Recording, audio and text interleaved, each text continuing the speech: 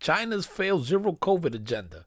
May 11, 2022, after COVID-19 emerged in Wuhan 2 years ago, it spread rapidly around the world, infecting hundreds of millions and taking over 6 million lives. After sustained the initial outbreak, China shut its door to the pandemic by imposing a strict regime of residential lockdowns and business shutdowns, quarantines, mass testing, and stringent border controls. The response, which Beijing calls dynamic clearing, but widely known as zero COVID, succeeded in keeping the virus at bay for nearly 2 years. It's a policy that Chinese President Xi Jinping and his minions have used to fortify China's aspirations to global leadership and to solidify Xi's unchallenged political position atop the Chinese Communist Party, better known as the CCP. Okay, so let's see how it's going. Fast forward to current. This article is from the Indian Express. Link is going to be in the description below, guys. China's protests and how Xi Jinping's full control has led to full collapse. What started in Urumqi, which spread to anger online and then offline, which also showed a rare solidarity of Han Chinese and minorities rallying around a common cause. But how protesters will stand up to the state's backlash remains to be unseen.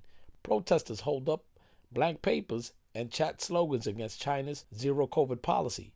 In Beijing, God be with them. In these hard times, nobody deserves this treatment. Barely a month after Xi Jinping positioned himself as the presumed leader of China for life, there is an unprecedented public outpouring against Xi Jinping's government's zero COVID policy. Ridiculous, guys. This is not good.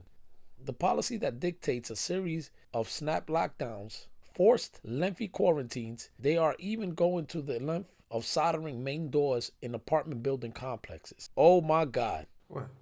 Oh my God.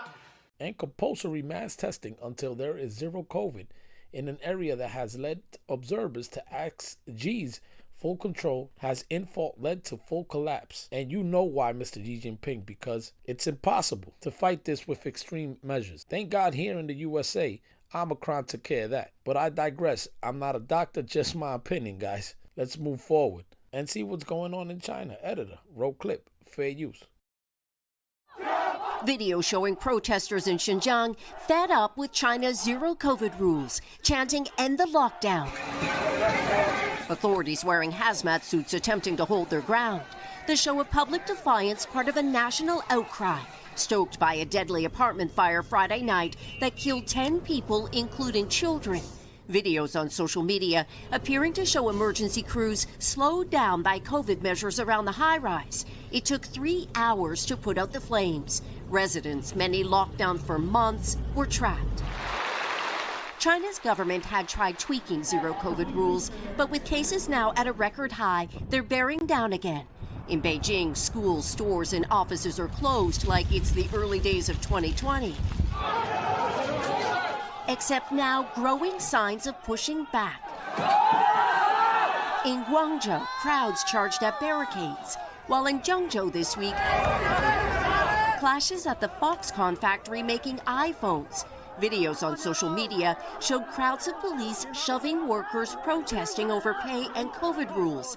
Foxconn apologized and gave payouts for workers to leave, forcing Apple to warn that iPhone output will take a hit. Online criticism of the government's policy is escalating too, at times overwhelming censors here. In Xinjiang, officials say they're now reopening areas that are low risk. Protesters lamenting it comes far too late. Restrictions like those you're describing, they've been very frustrating for many people in China. Do tell us more about the events in Urumqi. Yeah, that was really a very tragic incident. On Thursday night, a fire broke out. There was in a high-rise residential building on the 15th floor. And yeah, the claims are that, those 10 deaths could have been prevented if there was not a, excessive lockdown, because the rescue workers, they needed a very long time to get to the building because of all the fences, the restrictions of movement. Then also the people in the compound, they could not leave so easily because there were locks. apparently the fire exit also is supposed to have been locked, and I mean that's very credible. I've seen that in also quarantine facilities here, that the exit are really with an iron locked closed. So I mean that's very tragic, and it's not the first time that people are dying because of the tragic side effects of those lockdowns. It's really sparked a lot of anger, and people in Urumqi they've gone to the streets, they've protested, and they do that under very, very great risk and under great danger. But still, they're so fed up, they have nothing to lose. They went on to the streets, and actually it helped. The next day, the local government said, okay, we're basically clearing up now and relaxing some of the restrictions. What do we know about this exodus of wealth out of China? Hey, David. Hi. Well, basically, we're getting the sense that this is intensifying. The wealthy Chinese have been looking to leave China since for quite some time. There's been a crackdown on tech entrepreneurs, on the China real estate sector. Increasingly, the Chinese are getting more jittery, the wealthy Chinese in particular, because they've been targeted by President Xi Jinping with the Common Prosperity Drive. So they're feeling less safe. And since the Congress Party meeting in October last year, there's been an acceleration of this desire to leave. And finally now, with travel opening up, the floodgates are opening up, the wealthy Chinese want to move, and now there's an opportunity to move. So that's increasingly what we're seeing at the moment.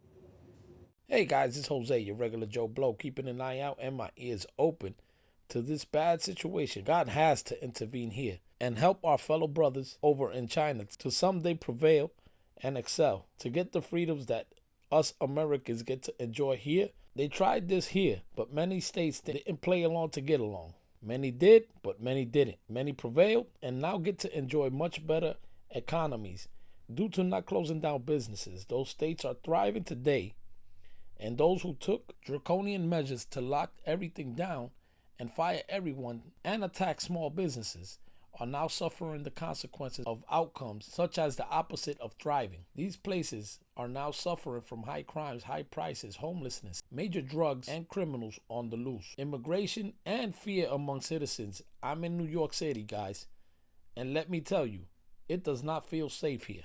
It does not feel like 2019. It feels like the 80s. So do your research. More in the description below. Thank God all this is getting exposed, and we can see that extreme government measures does not work. So thank you guys. I appreciate you so much. You guys award me the freedom to do my best to bring you the best. Guys, stay free. It ain't hard to tell. I excel, then prevail.